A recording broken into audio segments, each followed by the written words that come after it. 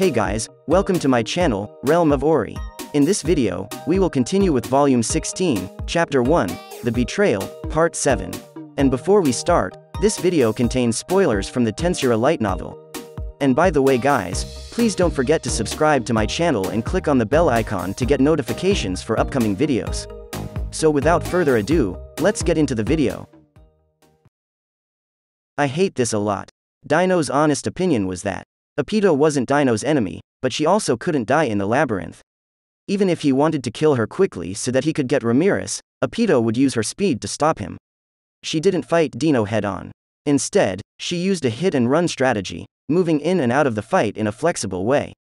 The newly evolved Apito fought with a focus on speed. She knew what made her unique and made good use of those qualities.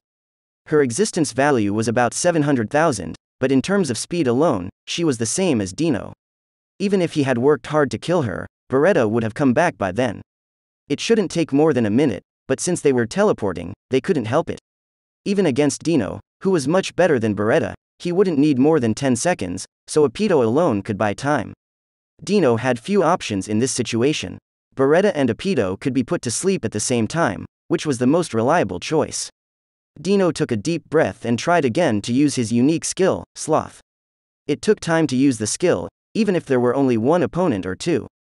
So, Dino decided to stop freaking out and check on his friends in a calm way, like a fighter. The first thing that caught his eye was Rimuru battle Velgrund, who had won the Battle of the Monsters. What the hell did he do to get out of there? I mean, he's fighting Velgrund on equal footing. He was really shocked, to be honest. Feldway said that Demon Lord Rimuru and his top officers were locked in Velgrund's otherworldly realm. Rimuru was able to easily escape because the soul corridors between him and his companions helped him figure out where he was. Dino, who didn't know that, was confused. He was more surprised by how strong Rimuru was.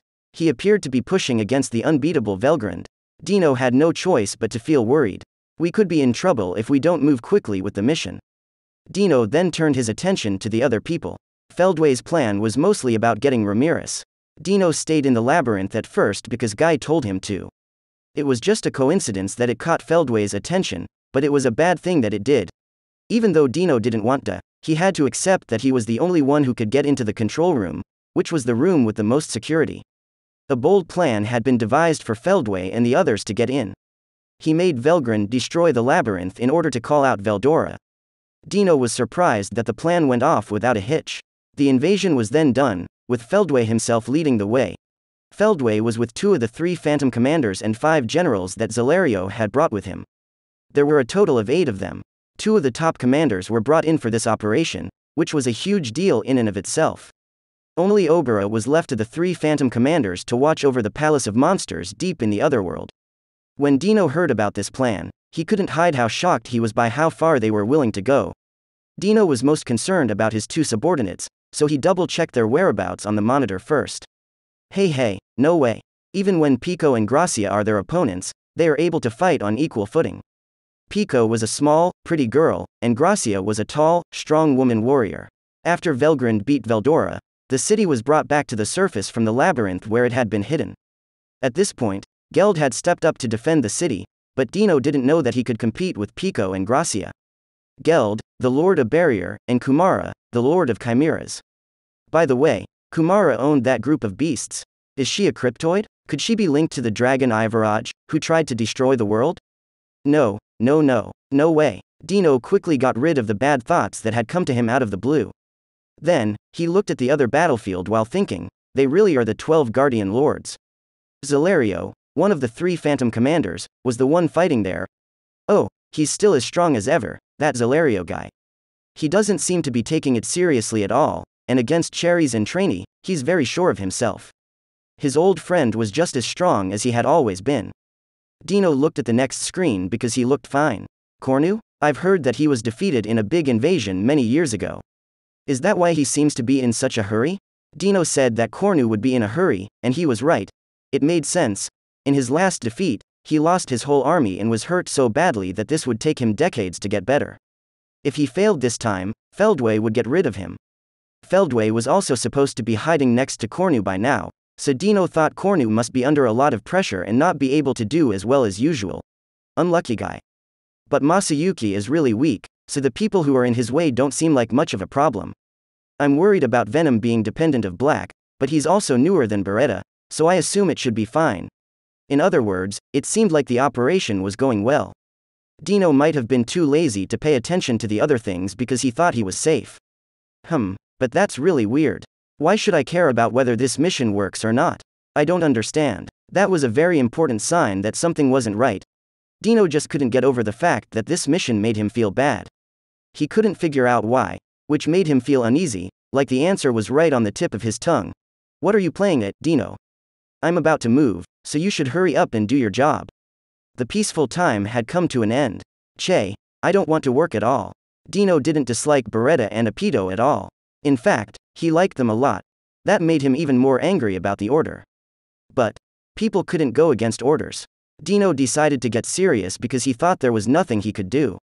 Feldway stayed hidden and watched Cornu fight after giving Dino another order. Cornu was a good subordinate, even though he had a tendency to be too sure of himself.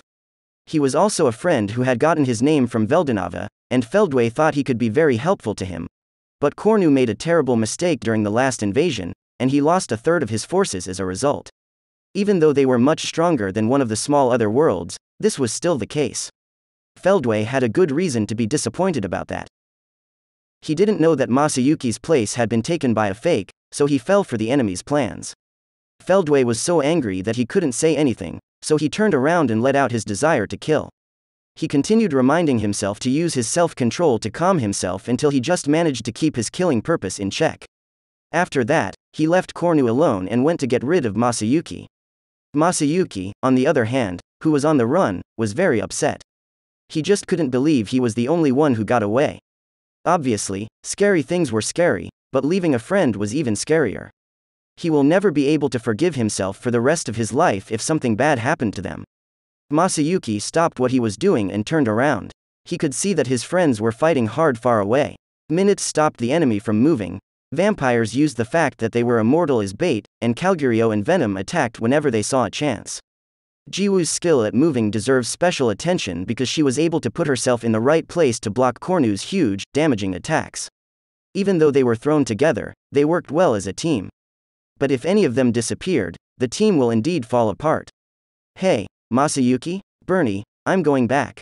I was always scared to talk about how I really felt because I didn't want people to find out who I really was, but I really wanted to get to know everyone better.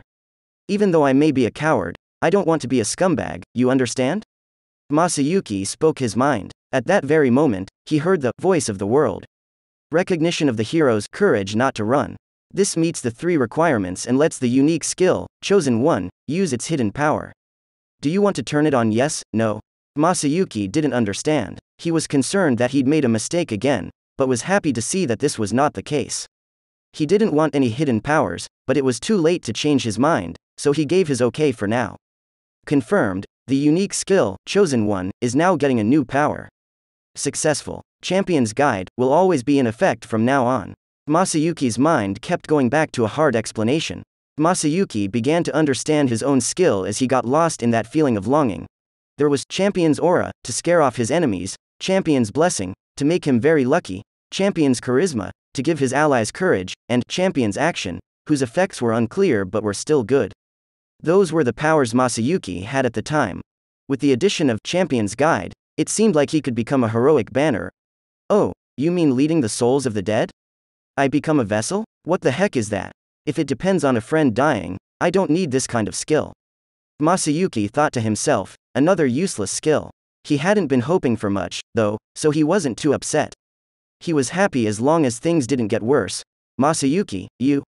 Okay, Bernie, let's go back to the others. Masayuki went back to what was important. Okay, if you tell me that much, I'll just do what you want. When the two of them smiled at each other and turned to go back to the others, things changed dramatically.